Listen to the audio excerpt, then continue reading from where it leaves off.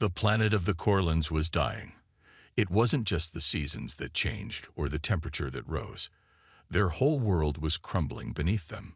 Their once thriving oceans had dried up, their cities were crumbling, and the air itself seemed to be choking them.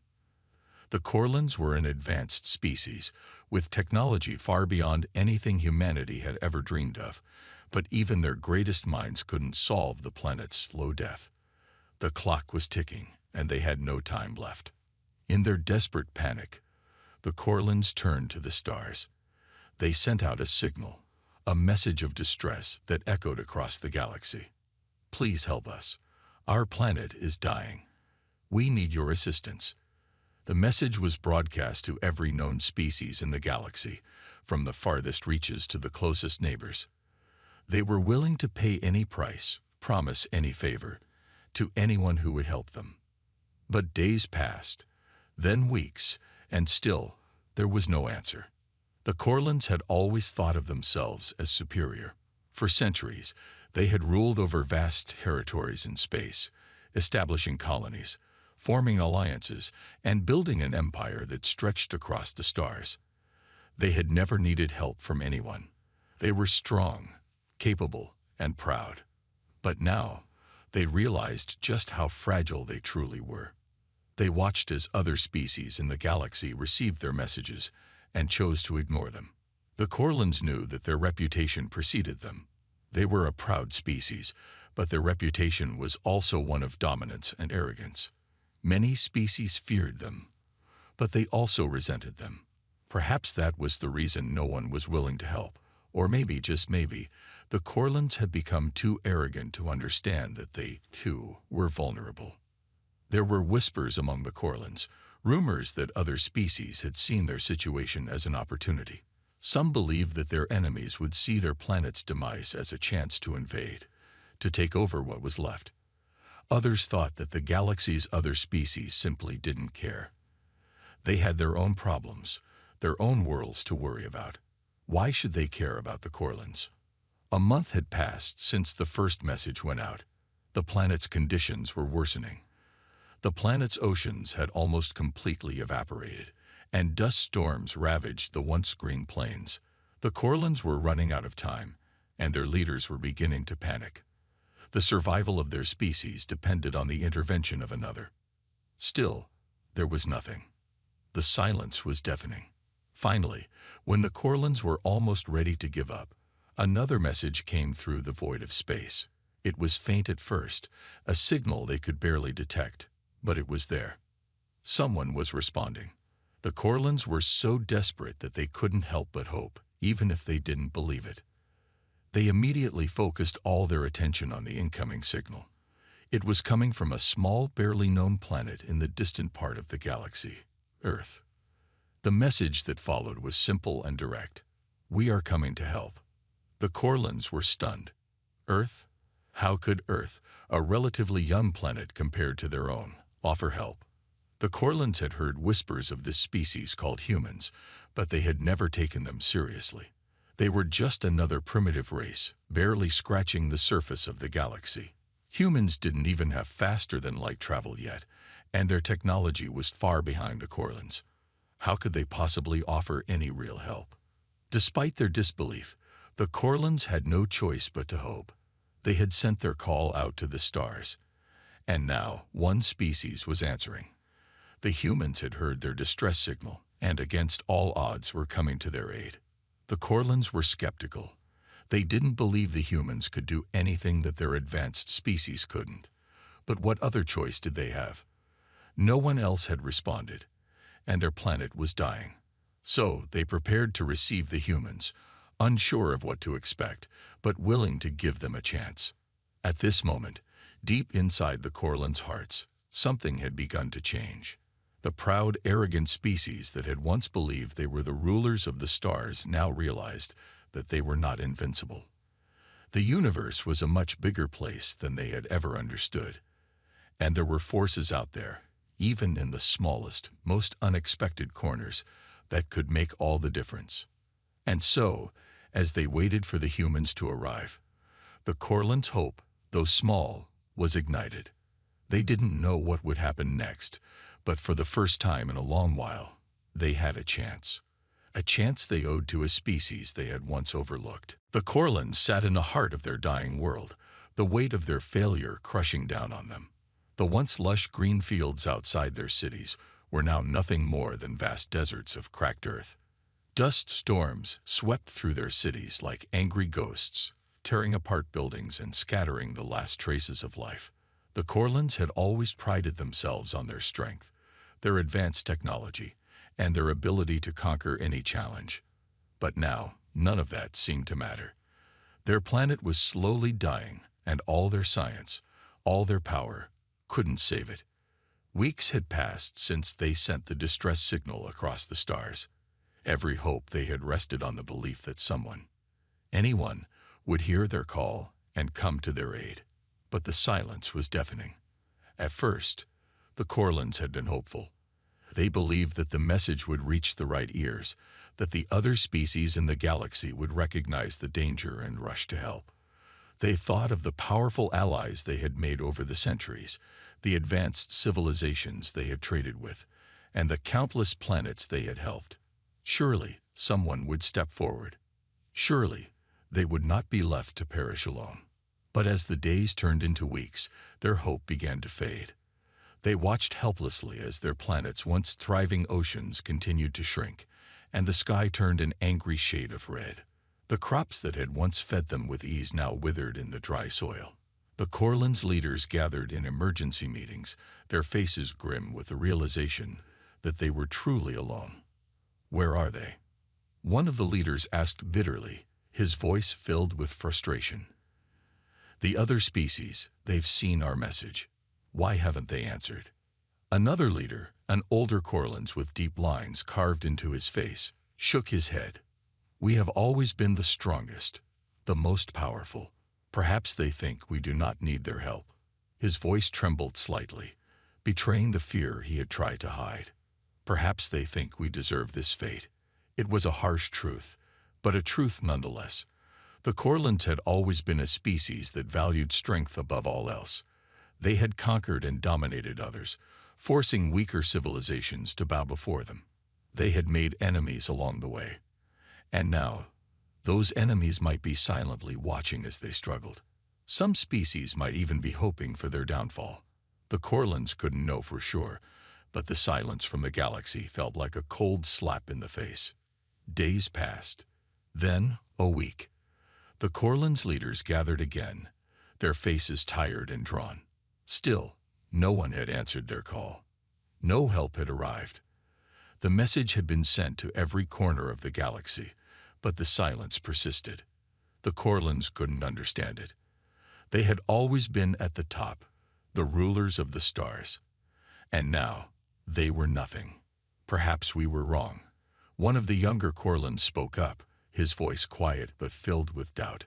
"Maybe we have underestimated our place in the universe.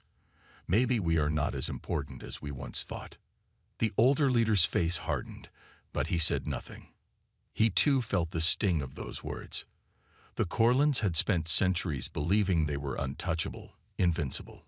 Now their arrogance had come crashing down, and with it, their hopes. As they waited for a response, the Corlands began to turn on each other. Blame was cast from one leader to the next. Some argued that they had made too many enemies. Others claimed they hadn't tried hard enough to form alliances with the right species. But no matter how many times they debated, no answers came. The Corlands society, once so proud and sure of itself, was falling apart. People began to lose faith in their leaders. They started to question everything. The unity that had once bound them together was fraying, and fear began to spread through their ranks like wildfire. Fear of the unknown, fear of extinction, and fear of being forgotten. One day, a Corland scout came back from a survey mission, looking shaken. He had been monitoring the surrounding space, checking for any sign of a response. But all he found was more silence. "There's nothing," he reported, his voice heavy with defeat. "Not a single signal, not a single fleet. I've checked every possible channel. The galaxy has turned its back on us." The room fell into a deep, uncomfortable silence. The Corlins couldn't believe it. The universe, vast and full of life, had ignored them. They were truly alone. But in the midst of this despair, one Corlins leader stood up, his face hard with resolve. "We cannot give up. We must keep hoping. We cannot let our species die without a fight." The others nodded, though they had little hope left. And yet, they couldn't give in completely. Not yet. The Corlins held on to that tiny thread of hope, even as the silence around them continued. Deep down, they still believed that someone, somewhere, might hear them. But as the days dragged on, that hope began to feel more and more like a distant dream. And then, just as they were beginning to accept the harsh reality, something unexpected happened. A signal broke through the silence. A faint message, weak but unmistakable. It wasn't from any of the species they knew. It was from a small, insignificant planet, far from the center of the galaxy. It was from Earth. The silence in the Corlins' control room felt like a weight pressing down on them, suffocating every last bit of hope. The news of the faint signal from Earth had shocked them. They had expected nothing. They had been preparing for the inevitable end, the moment when their planet would die, and their species would fade away into the void of space. But now something was different. A tiny thread of hope had been woven into their despair. The message from Earth wasn't strong or clear, but it was unmistakable. It was a signal, a promise. "We are coming to help." The Corlins had never heard of Earth in any meaningful way. They had heard the name, of course, but it was always mentioned in passing, like a place of little importance, a planet full of primitive, unimportant beings. Humans were known to be a young species, barely out of the caves in terms of galactic development. They lacked advanced technology and had no history of space exploration. In fact, they didn't even have faster-than-light travel. So, how could these humans, with their limited capabilities, possibly help the Corlins? It seemed impossible, yet the message was clear. "We are coming." The Corlins were confused. They had ignored Earth for so long. They had never thought to learn much about humans, seeing them as insignificant in the grand scheme of the galaxy. But now, in their moment of desperation, they were their last hope. The leaders of the Corlins gathered once more. The older leader, the one who had spoken of their arrogance, stood in front of the group. His face, lined with age and worry, was set in a grim expression. "They are coming," he said. "We have no choice but to trust them. But what can they possibly do? We have spent years building technology and still cannot save ourselves. Can a race with no real experience possibly offer help?" There was silence in the room. The Corlins didn't know how to answer that. They had always believed in the superiority of their own species, and now they had to face the uncomfortable truth that they might not be as strong as they once thought. Suddenly, a new voice broke through the tension. A younger Corlins, one who had been silent up until now, spoke with determination. "What if they are different? What if they have something we don't? We are desperate. Even if they fail, we have nothing left to lose." The older leader looked at him, and for a moment, there was a flicker of something in his eyes. Doubt, maybe even fear. But then he nodded slowly. "You're right. We have nothing left to lose. Let us prepare for them. Maybe, just maybe, this will be the answer we need." The Corlins immediately began preparing for the arrival of the humans. Their planet was in ruins, but they had a small chance now, and they were willing to give it everything they had left. The Corlins couldn't ignore the fact that someone was coming, and that someone cared enough to help them. A few days later, the humans arrived. The Corlins had never seen anything like it. The human ships, though small compared to their own massive fleet, were powerful in their own right. They landed on the barren surface of the planet, their technology far simpler than the Corlins' own, but somehow it felt more hopeful. The humans stepped out of their ships. They were just like the Corlins had imagined, small, fragile creatures by comparison, with soft skin and eyes that seemed to hold an endless curiosity. But there was something about them, something that the Corlins couldn't quite place. These humans didn't look afraid. They didn't seem intimidated by the ruins of the Corlan's world. They were focused, determined. One human, a tall man with short brown hair, stepped forward and addressed the Corlans. His voice was calm, but there was strength behind it, a quiet confidence that struck the Corlans in a way they didn't expect. "We've come to help," he said, his eyes scanning the dying world around him. "You're not alone." The Corlans were stunned. There was no hesitation in the human's words. No fear, just a sense of purpose that seemed to echo in the way he spoke. The Corlans didn't know how to react. For so long, they had been the ones offering help, the ones in control, the ones who never asked for assistance. But now it was them who needed help, and this strange, small species had come to give it. For the first time in weeks, the Corlans felt a spark of hope. It wasn't much, but it was enough. The humans were here, and they were ready to fight for them. "We don't have much time," the human leader continued, "but we'll do everything we can. Together, we'll find a way to save your planet." The Corlans looked at each other, uncertain.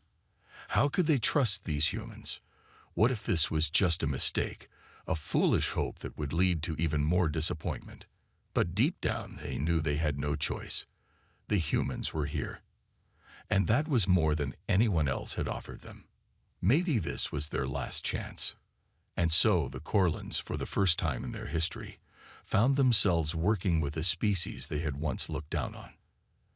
They didn't know what would happen next, but for the first time in a long while, they dared to believe that something could change. The Corlans stood in stunned silence as the human ships touched down on their dying world. The once grand cities around them were now nothing but shattered remnants of a lost civilization. The air was thick with dust, and the ground seemed to tremble under the weight of what had once been a proud planet. But as the human ships slowly lowered their landing gears to the surface, something new filled the air, a quiet sense of hope. The Corlans had always prided themselves on their advanced technology, on their dominance in the galaxy. They had never needed anyone's help. But here, in this moment, they were faced with the reality that they were no longer the strongest, no longer in control. Their world was dying, and it was the humans, an unknown, primitive species, to offer them the one thing they had lost: hope. The human ships were small compared to the massive Corlans vessels. The Corlans had designed their ships to be imposing, sleek, and powerful, each one a symbol of their superiority. But the human ships, although less impressive in size, carried a different energy. They were simple, efficient, yet filled with a kind of quiet purpose that the Corlans found unsettling. No grand show of power, just a willingness to help. The Corlans watched as the humans stepped out from their ships. They were not what they expected. These humans were not warriors, not conquerors. They wore simple clothes, their faces marked with determination, their eyes filled with a curiosity that could only come from a species still discovering its place in the universe. They were smaller than the Corlans, their bodies fragile-looking in comparison, but there was a fire in their eyes that the Corlans couldn't ignore. A tall human, the one who had spoken before, stepped forward. He looked around, his face a mixture of awe and concern as he took in the ruined landscape of the Corlans' planet. His eyes met the Corlans' leaders, and for a moment, there was no need for words. The humans seemed to understand the depth of their loss, the weight of their desperation. "We've come," the human said again, his voice firm and steady, "to help." The Corlans didn't know how to respond. For centuries, they had been the ones to offer aid to others, to control the flow of resources, technology, and knowledge. They had never been on the receiving end of help, and yet here they were, standing before a species that had no reason to offer anything, yet had come anyway.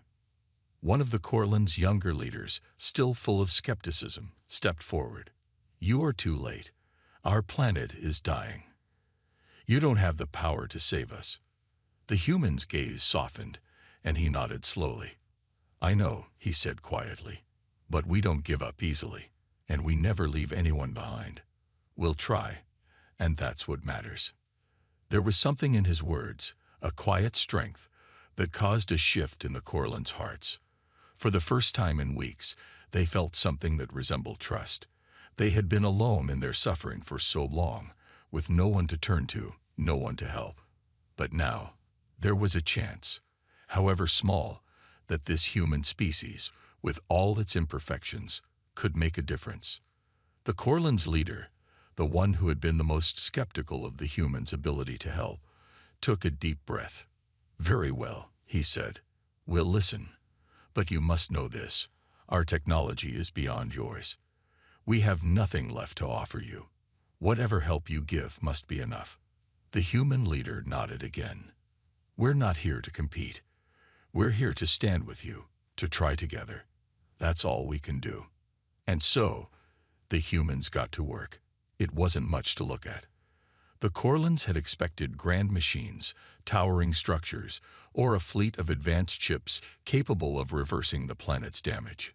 But instead, the humans began with the most basic things: digging wells, planting seeds, and gathering the remains of what was left of the Corlins' technology. They didn't try to fix everything all at once.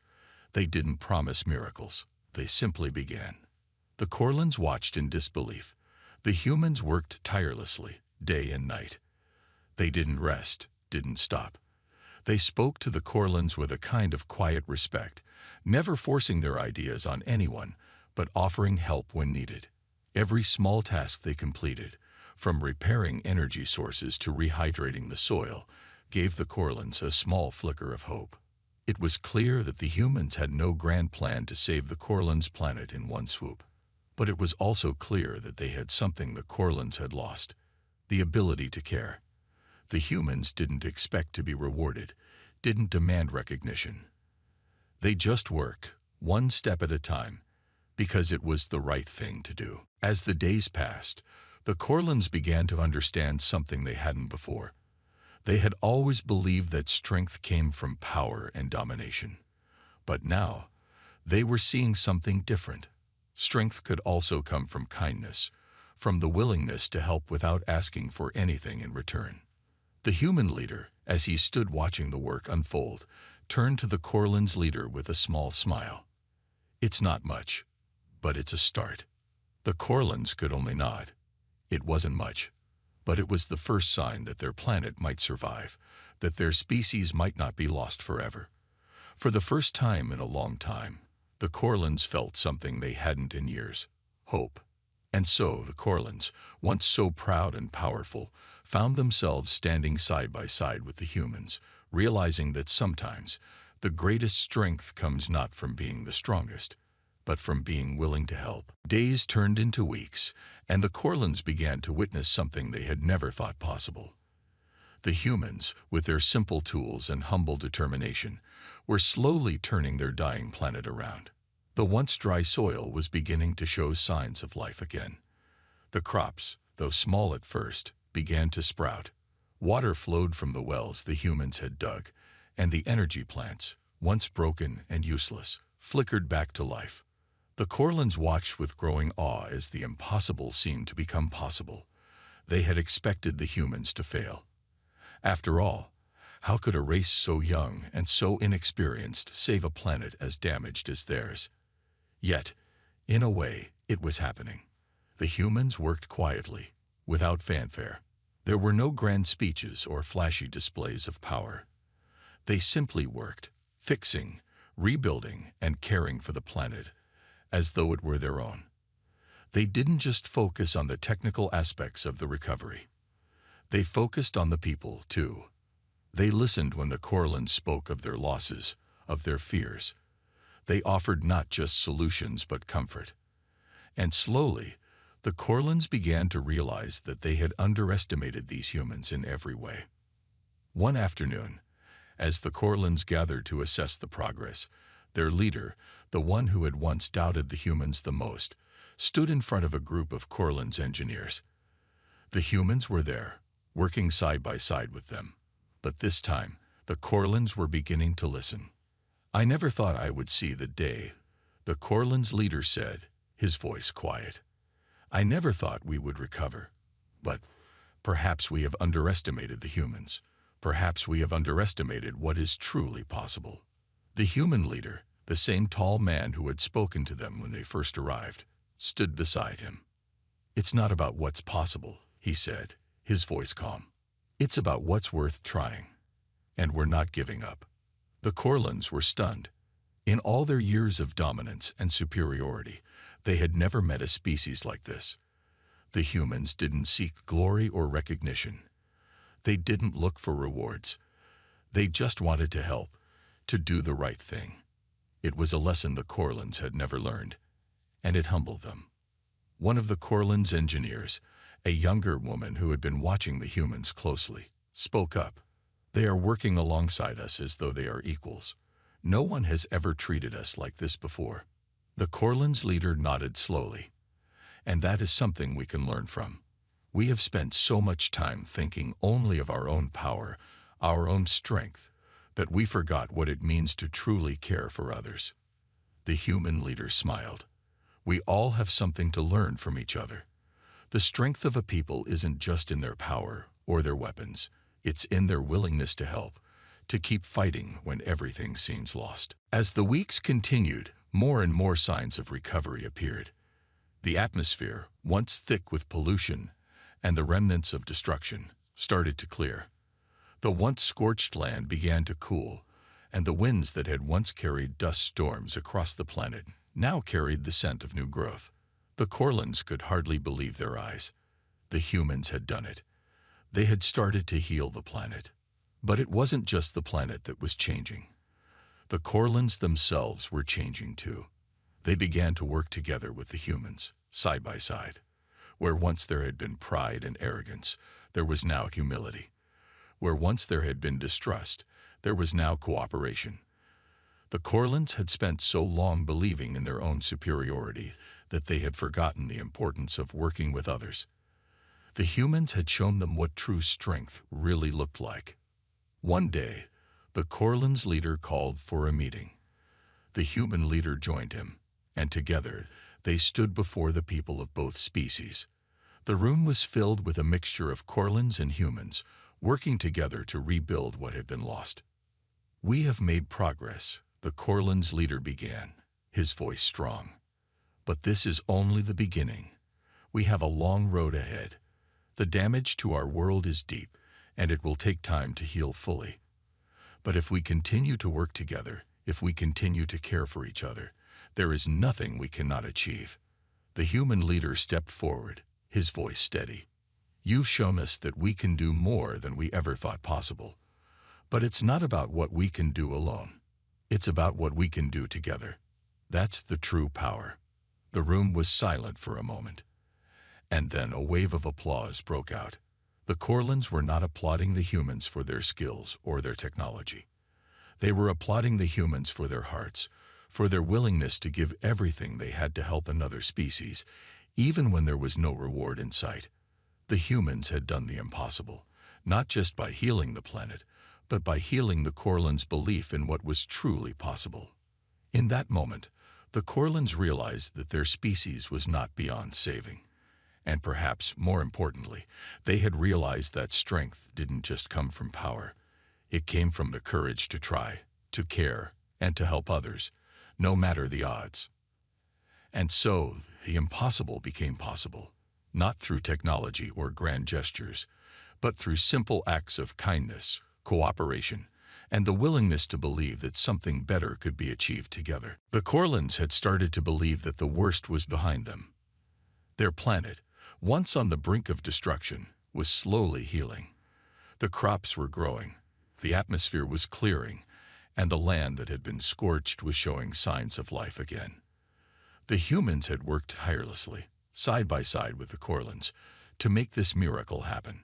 For the first time in many years, the Corlins felt a sense of hope. They were no longer alone. They had friends, and those friends were helping them rebuild what had been lost. But just when things seemed to be looking up, something unexpected happened. A massive fleet appeared on the edge of the Corlins star system. The ships were dark and menacing, unlike anything the Corlins had seen before. They were fast, powerful, and intimidating, an unmistakable sign that they were not friendly. The enemy had come. The Corlins scrambled into action, rushing to their defense stations. The humans, who had been working alongside them, immediately recognized the danger. They didn't hesitate. Without a second thought, they joined the Corlins in preparing for battle. The Corlins' ships may have been more advanced, but the humans, with their resourcefulness and determination, had already proved themselves to be more than capable. As the enemy ships drew closer, the Corlins' leader turned to the human commander. "We need your help," he said, his voice tense. "We've never faced a force like this. If they attack, we may not survive." The human commander, the same man who had led them with quiet strength from the beginning, nodded. "We'll fight. We don't leave anyone behind." The Corlins were amazed by the human commander's confidence. They had come to realize that the humans were not just fighters. They were fighters with heart. The Corlins had once believed that strength meant power, weapons, and technology. But now, they understood that true strength came from the will to stand together, no matter the odds. The enemy fleet continued to approach, and the tension in the air grew thicker. The Corlins and humans worked quickly to ready their ships, to form a plan of defense. The enemy ships began to open fire, their weapons lighting up the sky in deadly streaks of light. The first wave of enemy fire struck the Corlins' defense shields, sending shockwaves through their ships. But the Corlins had learned a lot in the past weeks, and the humans had helped them upgrade their technology. The shields held strong, and the ships didn't falter. The Corlins fired back, their weapons lighting up the sky, and the humans joined in, using their own technology to launch missiles and blast enemy ships from the sky. The battle raged on. The Corlins and humans fought side by side, working together as one force. The Corlins' ships were faster and more powerful, but the humans' quick thinking and determination turned the tide in unexpected ways. They had adapted to the situation quickly, finding weak spots in the enemy's defense that the Corlins had missed. It was a brutal, chaotic battle. The enemy fleet was relentless, and every moment seemed to stretch on forever. But the Corlins and humans refused to give up. Together, they held their ground. As the hours passed, the Corlins began to notice something. The enemy ships were starting to break apart. The firepower from the Corlins and humans was beginning to take its toll. The Corlins' leader, who had been watching the battle unfold from his command station, couldn't believe his eyes. They were winning. The human commander's voice crackled over the comms. "We've got this. Push forward." The Corlins, fueled by the determination of their human allies, launched one final strike. The combined force of the Corlins' firepower and the humans' strategic ingenuity overwhelmed the enemy fleet.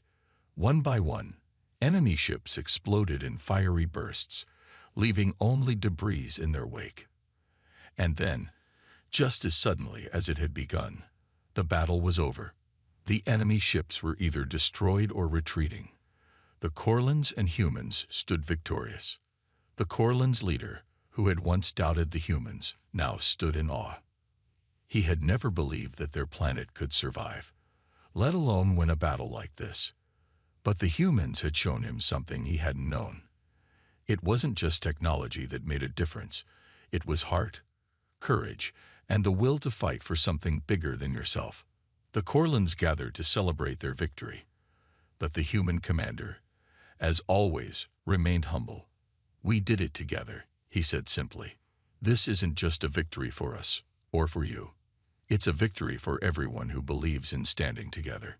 The Corlins looked at each other, and for the first time in a long time, they felt something they had never felt before: true gratitude. The humans hadn't just helped them rebuild their planet. They had helped them rediscover what it meant to be strong, to stand tall, and to fight for each other. As the last of the enemy ships retreated into the darkness of space, the Corlins knew one thing for sure: they were no longer alone. They had allies now, humans, who had proven that even in the face of impossible odds, the will to fight together could make all the difference. The enemy had retreated, but the war was far from over. The Corlins and humans knew that the enemy would regroup, and the final battle was approaching. This time, there would be no turning back. The fate of the Corlan's planet, and possibly the galaxy, rested in the hands of these two species, united by a bond forged in fire. The Corlans had rebuilt their defenses, and the humans had helped. Together, they had created a powerful force, ready for whatever was coming next. But no one could be sure what that would be. The enemy was relentless, and they would come again, stronger and more prepared. The Corlan's leader stood in the command center, staring out at the stars. The dark void of space seemed endless, and in it, the Corlans saw their future.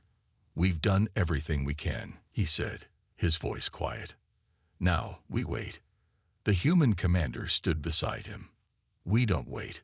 We prepare, and we fight." The Corlans had learned a lot from the humans in these last weeks. They had seen what true courage looked like. The humans didn't give up, even when things seemed hopeless. They fought not just with weapons, but with heart. And that, the Corlans had realized, was something more powerful than anything the enemy could bring. The enemy fleet soon appeared on the horizon, a massive wall of ships moving toward the Corlan's planet. The enemy was here for one final strike, and this time they had come with everything they had. The Corlans could feel the weight of the coming battle, but they stood firm. The humans, standing alongside them, were ready. The final battle began with a roar of energy and fire as the two fleets collided. The sky lit up with explosions, and the sounds of battle echoed across the cosmos. The Corlan ships fired first, their advanced weapons tearing into the enemy ships.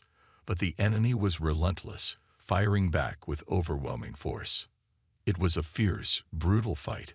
Ships were destroyed, both Corlans and enemy alike. The vastness of space seemed to shrink with every blast of energy, every explosion that lit up the sky. The Corlan ships were fast, but the enemy ships were relentless. And yet, through it all, the humans never stopped fighting. Their ships darted in and out of the fray, launching precise attacks on the enemy's weak points. The human strategy was simple but effective. They didn't just fight to destroy, they fought to win. The Corlans watched in awe as the humans worked together, coordinating their attacks with skill and precision. The human commander's voice came through the comms. "We can't just fight for survival. We fight for victory, for our future." The Corlan's leader, who had once doubted the humans, now understood. They weren't just fighting for their planet. They were fighting for each other, for the future of every living being in the galaxy. This wasn't about power. It was about something deeper, something worth protecting. The battle continued, each moment more intense than the last. The Corlan ships fired, and the humans took advantage of every opening they could find. Slowly, but surely, the tide of the battle began to turn. The enemy fleet, once so powerful, began to falter. The Corlans and humans worked in perfect unison, their ships moving together, as if they were one force. And then it happened. The Corlans and humans managed to breach the enemy's main ship. With a final, coordinated strike, they destroyed the heart of the enemy fleet. The massive ship exploded, sending shockwaves through the rest of the enemy forces. One by one, the remaining enemy ships began to retreat, their once strong fleet breaking apart in the face of this unexpected alliance. The Corlans stood in stunned silence as the enemy forces fled, vanishing into the depths of space. The final battle had been won.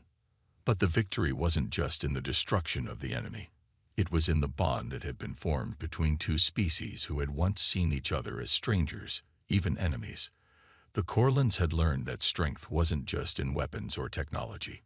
It was in standing together, in fighting for something more than just survival. The Corlan's leader turned to the human commander. "We couldn't have done it without you," he said, his voice filled with respect. The human commander smiled, his eyes filled with the same quiet confidence they had seen from the start. "We did it together. That's all that matters." As the debris from the battle floated away, the Corlans realized that they had not only saved their planet, but had gained something even more important. They had gained a new understanding of what it meant to be truly strong, and a lasting friendship that would never break. In the days that followed, the Corlins began to rebuild. But this time, they were not alone. The humans stayed by their side, helping them not only to recover from the war, but to create a future that was better than the past. Together, they worked to heal their planet, and together, they built a new era, one where two species, once strangers, now stood as allies.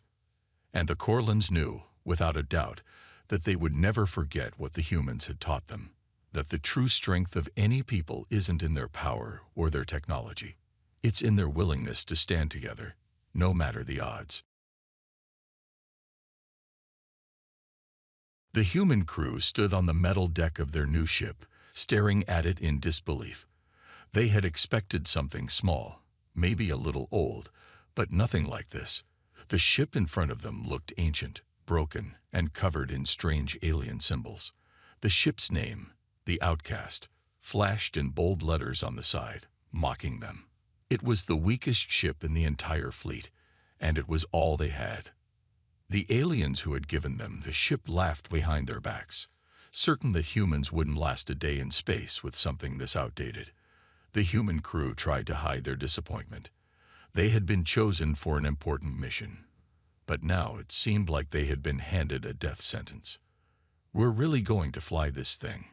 Captain Miller asked, his voice laced with disbelief as he ran his fingers along the cold, rusted hull of the ship. His second-in-command, Lieutenant Parker, shrugged. "Looks like it, Captain. No choice now. We'll make it work." The crew had been prepared for something far better. The aliens had promised them a vessel that could stand up to the might of the galactic fleet. Instead, they had been handed what seemed like a scrap metal nightmare. The ship's engines were weak, its shields barely functional, and its weapon systems looked like they hadn't been updated in centuries. Despite the poor start, Captain Miller wasn't one to back down. He looked at his crew, who were all watching him closely, waiting for his next move. "All right, everyone. We've got a mission, and we're going to complete it. We may have the weakest ship in the fleet, but that doesn't mean we're weak. We've got brains, we've got skill, and we've got something no alien fleet can take away from us: our determination." His words were simple, but they worked. The crew began to move with purpose. The engineers immediately went to work, opening panels and assessing the damage. The scientists examined the ship's alien technology, trying to figure out how it worked. Even the pilots, who had never flown such an old ship, began studying the controls. Hours turned into days, and the crew worked tirelessly, patching up the ship as best they could. The aliens were watching from their station, amused by how hard the humans were working on what they considered a hopeless cause. Captain Miller and his crew didn't mind. They had one goal: to prove the aliens wrong. They worked with what they had, using every piece of knowledge they could get their hands on. They scavenged parts from the ship's storage and even used their own technology to replace failing systems. "We're getting somewhere," Lieutenant Parker said one evening as he stared at the newly repaired engine. The hum of the engine now sounded a little stronger, and the lights on the ship flickered with more life. It was still far from perfect, but it was improving. By the time they were ready to leave, the Outcast was a far cry from the wreck it had once been. The ship had power, its engines were functional, and even the weapons were starting to work, though still far weaker than anything the aliens had. It wasn't much, but it was theirs. They had made it work. Captain Miller stood in the command center, looking out at the stars through the viewport. His crew was ready. They were nervous, but determined. "All systems are green," Lieutenant Parker reported, his voice steady. "We're good to go." Miller nodded. "Take us out, Parker. Let's show them what we can do." The ship slowly lifted off the ground, its engines roaring to life. The humans had done the impossible. They had turned the weakest ship into something that could fly. As the Outcast rose higher into space, Captain Miller couldn't help but smile. "Let's see how the galaxy reacts to this." he muttered, his eyes fixed on the distant stars. As they flew into the unknown, the aliens who had once laughed at humanity's weakness had no idea what was coming. They didn't know that the humans aboard the Outcast weren't just fighters. They were survivors, and they had only just begun. The crew of the Outcast was ready. They had spent days repairing the ship, making it flyable. Now, they were about to face their first real test. The mission was simple, or so it seemed. They were to patrol a section of space filled with hostile alien ships. The Alien Council had no real expectations for them. In fact, they thought the human crew would fail within hours. Captain Miller stood in the command center, looking out at the stars. The mission was dangerous, but he was confident. The humans may not have the best ship, but they had something more important: heart. "We've got this," Miller said, his voice calm but firm. "Stay sharp, and we'll get through this." Lieutenant Parker, the ship's navigator, turned to him. "We're entering the target zone, Captain. I'm picking up a few enemy ships on the radar. They're moving fast." "Don't engage unless I give the order," Miller replied. "We're here to scout, not to start a fight." The crew nodded, and the Outcast moved deeper into the dangerous zone. The ship's outdated radar system made it harder to spot threats, but the humans had a plan. They were smart and quick, always thinking one step ahead. As they got closer to the enemy fleet, Miller couldn't shake the feeling that something was off. The aliens in the fleet had been quiet, almost too quiet. Something wasn't right. Suddenly, Parker's voice broke the silence. "Captain, we got trouble. A ship just appeared out of nowhere. It's massive, and it's heading right toward us." Miller's heart raced. He knew this could be a trap. The aliens might want to test them. He took a deep breath and looked at his crew. "Get ready, everyone. We can't let them see us panic." The ship rocked as the Outcast was hit by a blast from the enemy's weapons. The shields flickered but held up. The crew wasn't ready for this kind of fight, but they were ready to give it everything they had. The alien ship, much bigger and stronger, fired again. "Shields at 60%, Captain," shouted Lieutenant Turner, the engineer. "We need to get out of here. Parker, take us around them. Get some distance," Miller ordered, trying to keep calm. But the enemy ship wasn't going to let them escape so easily. It pursued them, matching the Outcast's every move. The crew worked quickly. They knew this ship wasn't built for battle, but they could use its speed and the repairs they'd made to their advantage. "Captain, the weapons systems are still weak. We can't do much damage," Lieutenant Turner said, his hands flying across the control panel. Miller's mind raced. He needed to think fast. The Outcast wasn't powerful enough to win a direct fight, but they had one thing the aliens didn't: human ingenuity. The crew had spent hours studying the ship's old technology, and they'd made a few improvements. It wasn't much, but it was enough. "Parker, are we close enough to the asteroid field?" Miller asked, his eyes scanning the radar. "We're getting there," Parker replied, his voice tense. Miller didn't wait. "Take us through the field. Full speed." Parker didn't hesitate. The ship swerved sharply, heading straight into a dense asteroid field. The enemy ship hesitated for a moment before following. The field was narrow, with large asteroids drifting in every direction. It was the perfect chance for the humans to escape.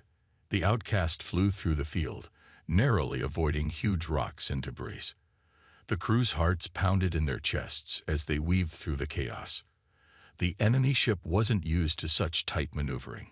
It was slow, heavy, and clumsy compared to the small, fast Outcast. Come on," Miller muttered under his breath. The enemy ship fired again, but the blast missed by inches, hitting an asteroid instead. The crew cheered, but Miller stayed focused. This wasn't over yet. "Parker, take us closer to that big asteroid ahead. I want to see if we can use it to hide," Miller said. Parker nodded, quickly guiding the ship behind a massive rock. The enemy ship, unable to track their movements in the field, slowed down trying to figure out where they had gone. "We've got a moment," Parker said. "They can't see us." "What now?" Miller thought fast. He knew that the longer they stayed hidden, the more time the enemy had to regroup. But they had to do something bold. "Turn off all non-essential systems. Let's hide our signature. We'll wait until they get closer, then we hit them fast." The crew held their breath as the enemy ship passed by, getting closer and closer to the outcast's hiding spot. Just as it was within striking distance, Miller gave the order. "Now, fire everything we've got." The crew acted instantly. The outcast's weapons fired weakly, but it was enough to surprise the enemy. The alien ship took the hit, its shields flickering as it slowed down. The humans had done it. They had survived. Miller exhaled, a grin creeping across his face. "Well done, everyone. We've earned their respect." The alien fleet hadn't expected the humans to outsmart them. The enemy ship retreated, and the humans were left in the asteroid field, breathing heavily but victorious. "We did it," Lieutenant Parker said, his voice filled with disbelief. "Yeah," Miller said, his eyes shining with pride. "We did." After their narrow escape from the enemy fleet, Captain Miller and his crew couldn't relax. They had won the battle, but they knew that much bigger challenges lay ahead. The alien council, who had watched from afar, would not take kindly to the humans' victory. The outcast, the ship they had been given and laughed at for being the weakest, was far from perfect, but somehow it had survived. And the crew had begun to wonder, was the ship changing? Was it becoming something more than just a piece of junk? It started with the engines. At first, the ship had barely been able to reach half of the speed the humans needed. But after the battle, the crew noticed something strange. The engines seemed to be running smoother. The hum they had grown used to was quieter now, like a well-oiled machine. Lieutenant Turner, the ship's engineer, couldn't explain it. "I swear, these engines shouldn't be working this well," he said, wiping sweat from his forehead as he tinkered with the control panel. "We fixed them, but this is beyond what we did." "Maybe it's just luck," Lieutenant Parker joked from the navigation station, though he didn't believe that for a second. Miller walked into the control room, his eyes scanning the various readouts. He had a gut feeling that something wasn't right, but he couldn't put his finger on it. "Keep an eye on it, Turner. We need to know if it's a one-time thing or if we're actually improving." For the next few days, the ship kept getting better. The shields, which had once barely held up against a single hit, now seemed to grow stronger. Every time the crew ran a test, they saw small but clear improvements. The weapon systems, though still weak compared to the advanced alien ships, had started firing more accurately. The crew couldn't explain it, but it was happening. "It's like the ship is learning," said Parker one morning as he adjusted the ship's flight path, "or adapting to us somehow." Miller nodded slowly, the idea sinking in. He didn't know how or why it was happening, but the outcast was getting stronger. Maybe, just maybe, the ship wasn't as broken as the aliens had thought. Maybe it had potential. "Let's take it for a test flight," Miller decided. "We're heading into new territory, and we need to know just how much the ship can handle." The crew gathered in their usual places as the outcast soared through space. As they passed through different parts of the galaxy, they noticed more than just upgrades in the ship's systems. The ship itself seemed to be reacting to the crew. It was almost as if it was alive, growing with each battle, each repair, each human touch. The crew decided to head into a region of space known for its dangerous nebula, giant clouds of gas and dust, where visibility was almost zero and communication was impossible. The region was avoided by most, even the most powerful alien ships, but the outcast had been growing stronger, and Miller believed they could handle it. As they entered the nebula, the ship began to behave differently. The readings on the instruments flickered as the dense gas blocked their radar, but the ship's systems compensated for it. The engines, now stronger, seemed to push through the thick clouds with more ease than before. The shields, once fragile, held up better than they ever had. "Captain, this doesn't make sense," Turner said, his eyes glued to the readings. "We're moving faster, smoother, and the ship is handling the nebula better than we ever expected. It's like it knows how to fly through this stuff." Miller stared at the readings, his mind racing. He had never seen anything like this before. The ship, once a failure, was now becoming something special. And the more the crew used it, the more it seemed to grow. Then, something unexpected happened. As they flew deeper into the nebula, the Outcast seemed to power up on its own. A bright blue light flashed from the core, and for a moment, the entire ship glowed with a strange energy. The crew gasped, unsure of what to make of it. "What was that?" Parker asked, looking around. "I don't know," Miller replied, his heart racing. "But I think the ship just did that by itself." Suddenly, the weapons systems came online.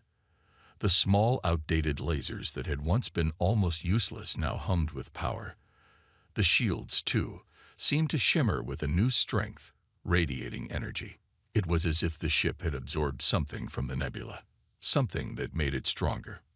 "Captain, we're picking up enemy ships on the radar," Turner said, his voice urgent. Miller's heart skipped a beat. "How many?" "At least 5. They're coming fast, and they've spotted us." The aliens had found them. They had no choice now but to fight. But for the first time since they had boarded the Outcast, Miller felt something different. Confidence. The ship wasn't weak anymore. It was strong, and it was ready. "Prepare for battle," Miller ordered. "Let's see what this ship can really do." As the enemy ships closed in, the Outcast was no longer the helpless wreck it had once been. It moved with speed and grace, dodging laser blasts and firing back with unexpected precision. The crew worked together, using the ship's new power to outmaneuver the aliens. It wasn't an easy fight. The enemy ships were still more advanced, but the humans didn't need to be the strongest. They just needed to be clever. And with the new strength of the Outcast, they were able to land blow after blow, slowly wearing down the enemy. When the battle finally ended, the enemy ships were retreating, their hulls damaged and their weapons offline. The Outcast had won again. "We did it," Turner said, looking in disbelief at the damage reports. "We really did it." Miller smiled, his eyes on the ship's controls. "No, the Outcast did it, and it's only getting stronger." Word of the human crew's victories aboard the Outcast spread quickly across the galaxy. The aliens who had once laughed at humanity and given them the weakest ship were starting to realize something. The humans were not only surviving, they were thriving. And they were doing it with a ship that should have been nothing more than a scrap heap. The Alien Council, the very ones who had sent the humans on their mission as a test, began to worry. They had expected the Outcast to fail. Instead, it was proving to be more than just a ship. It was a symbol. The galaxy was watching, and the Outcast was becoming a legend. "Did you see what they did to the Wycree fleet?" Commander Zorak asked, his voice filled with disbelief as he watched the latest reports. The Wycree were known for their ruthless power, but they had been forced to retreat after the Outcast made a daring attack. A ship that small, and they took down a fleet 3 times its size. "You're not the only one who's noticed," replied his advisor, a nervous-looking alien named Vax. "The humans have done the impossible. The Outcast isn't just winning battles, it's outsmarting every alien fleet it encounters." "How?" Zorak narrowed his eyes. "That's the problem. We thought they were weak. Now they're showing us their strength, and it's growing with every victory." Across the galaxy, leaders and generals from different planets watched in awe. The humans were not only surviving, they were becoming a force to be reckoned with. Ships that had once dismissed humanity as insignificant now feared the name the Outcast. The alien fleets that had underestimated the humans found themselves in retreat after facing the ship and its crew. Back aboard the Outcast, the human crew could feel the change. They could sense the shift in the air, the change in how the galaxy saw them. The Outcast was no longer just a ship. It was a symbol of humanity's defiance, and they were about to face their biggest challenge yet. Captain Miller stood in front of the crew, his expression serious. "We've been winning battles, but things are about to get tougher. The galaxy is watching, and we've made a lot of enemies along the way." "Enemies?" Lieutenant Parker raised an eyebrow. "You mean the entire galaxy?" "Pretty much," Miller replied. "The Alien Council is gathering their forces. They want to take us down, but we're not backing down. We'll keep fighting, and we'll make them regret underestimating us." The crew nodded, their eyes filled with determination. They had come this far, and they weren't going to stop now. Meanwhile, on the alien homeworld, the Council was having a heated debate. "The humans have become a problem," said Grand Admiral Xel, the most powerful leader in the Council. "They've humiliated us time and time again. Their ship, the Outcast, has defeated fleets much stronger than anything they should be able to handle. It's time we end this. We can't let them become a threat to the galaxy." Another council member, a creature known as Vok, added, "But we must be careful. They've already shown us they can surprise us. We can't underestimate them." Zorak, the commander who had been monitoring the humans' progress, stepped forward. "I have a plan. The humans think they've won every battle, but they're about to face something they've never seen before." "What do you mean?" asked Xel. "We're going to send everything we've got at them, all of our fleets, but this time we'll use their overconfidence against them. We'll make them think they've won, and then we'll crush them with a surprise attack." The council members exchanged uncertain glances, but Zorak's plan was accepted. The trap was set. Back on the Outcast, the crew had no idea that the Alien Council was preparing their final move. The ship, now stronger than ever, was on its way to another mission, one that would take them deeper into enemy territory. But the crew was ready. They had faced every challenge so far, and they weren't about to back down now. "We're entering the enemy's territory," Lieutenant Parker said, his voice tense. "We'll have to be careful." Miller nodded. "We've made it this far. We've outsmarted every alien fleet we've come across. This won't be any different." The crew braced themselves as the ship moved deeper into hostile space. They knew they were on the verge of something big, but they didn't know that the biggest challenge yet was waiting for them. Across the galaxy, the eyes of the Alien Council were fixed on the Outcast. They had underestimated humanity before, but they were about to make their final move. The humans thought they were unbeatable. But the Council was ready to show them that the galaxy wasn't as easy to conquer as they believed. As the Outcast flew deeper into enemy space, the galaxy held its breath. The stage was set for the biggest battle the universe had ever seen. The humans had made their mark, but now it was time for them to face the true power of the galaxy. And the galaxy was watching. The crew of the Outcast was about to face their toughest challenge yet. They had been to the farthest corners of space, defeated enemy fleets, and earned the respect of the galaxy. But something new was on the horizon, something they couldn't see coming. Captain Miller paced back and forth in the command center, his mind racing. The Outcast had been getting stronger with each battle, but Miller knew that their enemies wouldn't let them go unchallenged forever. The Alien Council, humiliated by the human success, was preparing for a final devastating blow. But there was something Miller had learned during their travels, something that could change everything. It had all started with a strange ancient object they'd discovered while scouting the derelict space station. At first, the artifact seemed like just another relic of a long-forgotten alien race. But as the crew studied it, they realized that it was no ordinary object. It was powerful, far more powerful than they had ever imagined. Lieutenant Turner, the ship's engineer, had been the first to notice its strange energy. "Captain, there's something wrong with the artifact," he had said, his voice filled with a mix of curiosity and caution. "I've never seen anything like it.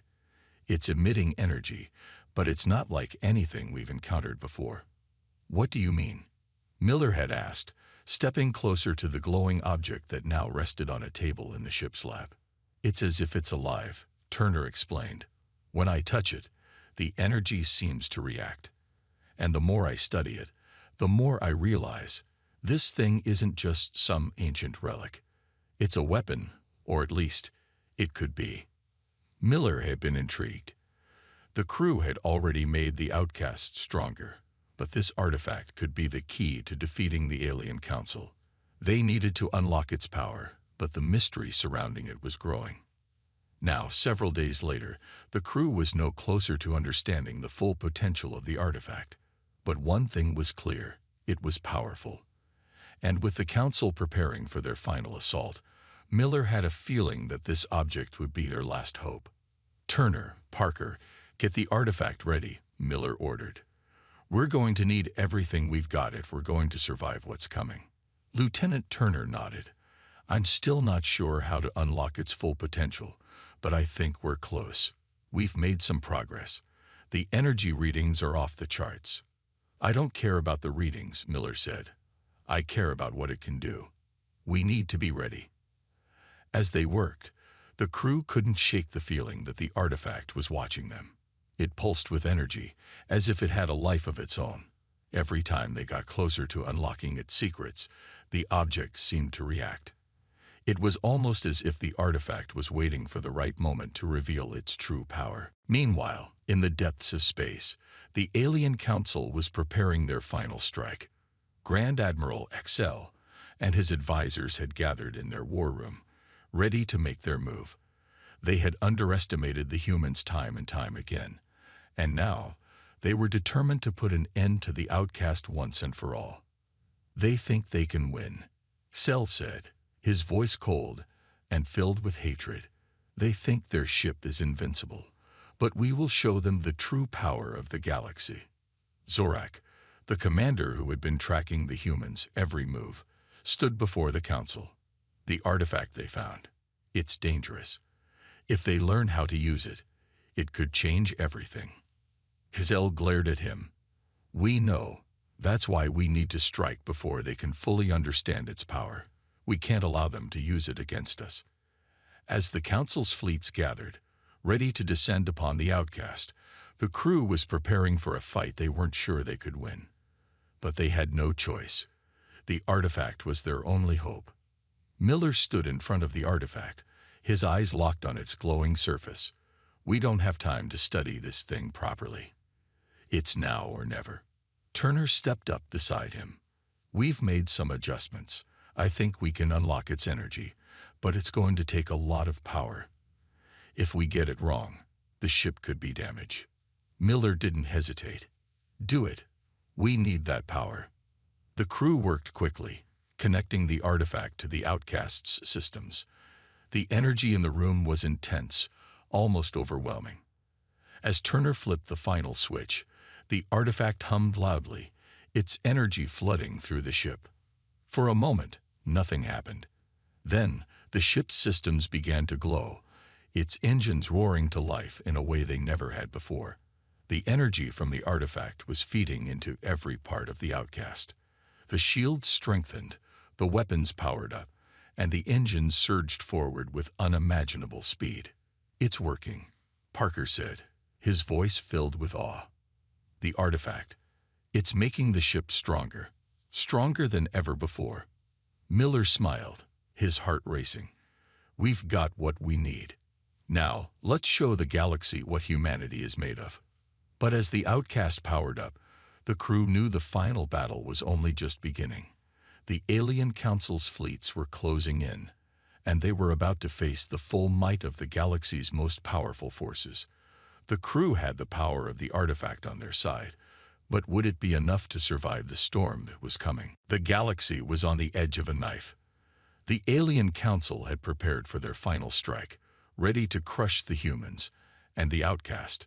But as their fleets moved into position, something unexpected was happening. The humans were no longer just surviving. They were becoming a real threat, and that terrified the galaxy's most powerful commanders. Commander Zorak stood at the front of the war room on his flagship, watching the data streams and battle plans unfold before him. The moment of truth had arrived. The combined fleets of the Council were closing in on the outcast. The humans, in their weak little ship, had no idea what was coming. "We'll wipe them out," Zorak said, his voice cold.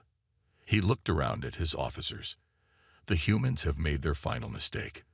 Their ship is stronger than we thought, but we have more ships, more weapons. They will fall before us." But as the minutes passed, Zorak's confidence began to fade. The fleet was ready. The weapons were primed. Yet something gnawed at him. He couldn't ignore the strange reports coming in from the front lines. Something was different about the outcast. One of Zorak's officers, a young alien named Thrax, entered the room, his face pale. "Commander, we've been receiving strange reports," Thrax said. "The outcast, it's not like any ship we've ever faced." "What do you mean?" Zorak asked, turning his sharp gaze on the officer. "The energy readings, they're off the charts. The artifact the humans found, it's powering their ship in ways we don't understand. We thought it was just an old relic, but it's giving them an edge, a huge edge." Zorak's heart sank. He had heard rumors about the artifact, but he hadn't believed it would have this kind of power. The outcast had already been more than a match for their best fleets, but now it was becoming something far more dangerous. "We can still win," Zorak said, his voice tense. "We have the numbers, the firepower. We'll crush them." Thrax hesitated, clearly uncomfortable. "Commander, our fleets are not the only ones concerned. The entire Council is watching this battle closely. They know if we fail, we will be the ones who fall. And if the humans win..." Zorak's anger flared. "Don't speak of failure. We will not fail." But deep inside, Zorak couldn't shake the nagging fear that something was wrong. He had seen the outcast in action. It wasn't just surviving. It was winning over and over again. The humans had proven themselves far more resourceful, far more capable than the Council had ever anticipated. And now, they were more powerful than ever. Meanwhile, aboard the outcast, Captain Miller stood at the bridge, his eyes scanning the displays as the alien fleets closed in. The artifact had given them an unexpected advantage. But Miller knew it wasn't enough to win the war. Not yet. The Council's forces were too vast, their power too great. But he had one thing the aliens didn't: the heart and determination of his crew. "We're ready," Lieutenant Parker said, his voice steady. "The ship's systems are fully powered up. The artifact's energy is flowing through every circuit. We can take them on." "We've come this far," Miller said, a grim smile on his face. "We can't back down now." The battle began. As the fleets clashed in the depths of space, Zorak watched in disbelief.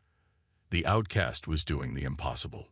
The small human ship was outmaneuvering and outthinking fleets that were hundreds of times larger. The humans were not just fighting. They were rewriting the rules of battle, using their creativity, their innovation, and their will to survive. "What are they doing?"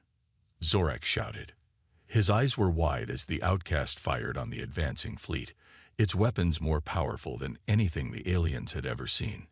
How are they holding their own?" Thrax, watching the battle unfold on the screens, could barely believe what he was seeing. "It's like they know exactly how we're going to move before we do. They're predicting every step we take." Zorak's fear grew. He had never been afraid of a battle. But this was different. The humans had turned the tide. They weren't just surviving. They were winning. "We need to retreat," Zorak said, his voice trembling. "We can't fight them. Not like this." Thrax stared at him, shocked. "Commander, are you suggesting we retreat?" Zorak's eyes were wild. "Yes. We pull back. We regroup. We're facing something we don't understand. And if we don't stop now, we may never get another chance."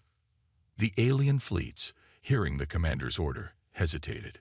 But it was too late. The outcast had already taken advantage of the opening. With a single strike, It disabled the lead flagship in Zorek's fleet, sending shockwaves through the entire command structure. No, no, Zorek yelled, his heart pounding. He couldn't believe it. The humans, with their weak little ship, had turned the battle in their favor. They had destroyed his fleet, his pride, his power. As the outcast pressed the attack, Zorek's fear turned to terror. He had never experienced defeat like this. The humans had not only defeated his fleet, they had shattered his confidence. His worst nightmare was coming true. The humans were stronger than anything he had ever encountered. The galaxy would never be the same. The battle had ended, but the galaxy would never be the same. The outcast had done what no one thought possible. The small, once weak human ship had destroyed the alien fleets and sent shockwaves throughout the galaxy. Commander Zorek and his forces had been forced to retreat, their pride shattered.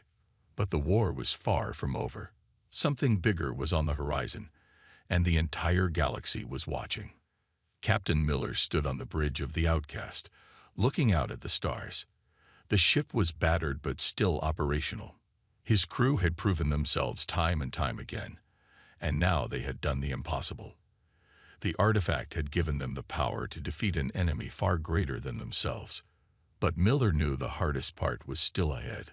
"We did it," Lieutenant Turner said, a rare smile on his face. "We actually won. The Council didn't stand a chance." "It's not over yet," Miller replied, his voice serious. "They'll be back, and when they come, we need to be ready." The crew had faced impossible odds, but now they were the most powerful force in the galaxy. The Outcast had taken down an entire alien fleet with the help of the mysterious artifact, and the rest of the galaxy was starting to take notice. News of their victory spread quickly, and soon the galaxy was buzzing with whispers of the humans and their incredible ship. Across the galaxy, the alien races watched in fear and awe. The humans had proven themselves not just survivors, but conquerors.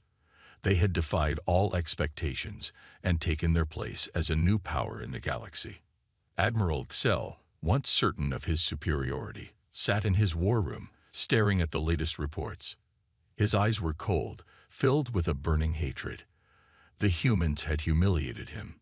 His fleets had been defeated by a single ship, and now the galaxy was watching. "This cannot be allowed to stand," Xel muttered to himself. "The humans have become a threat to our very existence. We must act quickly, before they become too strong." His officers, watching him, knew that the alien council was desperate. The defeat had shaken them to their core. Xel's pride had been shattered, and now his focus was solely on how to destroy the humans before they grew too powerful. Meanwhile, back on the Outcast, Miller knew that the real fight was just beginning. The artifact had made their ship stronger, but it was more than just a weapon. It was a symbol of humanity's will to survive. The galaxy now saw them as a new power, and the other races would not tolerate this. "We have to prepare for whatever comes next," Miller said to his crew. "We've shown the galaxy what we're capable of, but that means we'll have even more enemies. We need to be smarter. We need to be faster." Lieutenant Parker, standing beside Miller, nodded. "We'll be ready, Captain. Whatever they throw at us, we'll fight back." Miller's mind raced. The artifact had given them an edge, but the galaxy was full of dangers, and the alien council wouldn't give up easily. They would return with even greater force. But now, humanity had a new place in the galaxy. They were no longer weak and helpless. They were strong, and that strength would be their greatest weapon. As the Outcast prepared for its next journey, the crew knew that the road ahead would be difficult. They had already defied the odds once, but they couldn't do it alone. The galaxy was vast, and the challenges they faced were unlike anything they had ever encountered. But together, they were unstoppable. Across the stars, the other alien races watched closely. The humans had become a force to be reckoned with, and that fact was not lost on them. Some were afraid, while others saw an opportunity. But no one could deny the power of the humans and their incredible ship. Commander Zorak, now licking his wounds, sent a message to the council. The humans are no longer the weaklings we thought them to be. They are stronger than we could have imagined. We need to act quickly before they grow too powerful. We cannot let them dominate the galaxy. The council, still reeling from the defeat, responded with urgency. They knew they had to strike back, and they would do everything in their power to crush the humans before they became an even greater threat. But deep down, the council feared one thing above all else. If the humans were left unchecked, they might one day become the rulers of the galaxy. Meanwhile, back on the Outcast, Miller stared out at the stars. He knew the coming battles would be harder than anything they had faced before, but he also knew that humanity was no longer just a speck in the galaxy.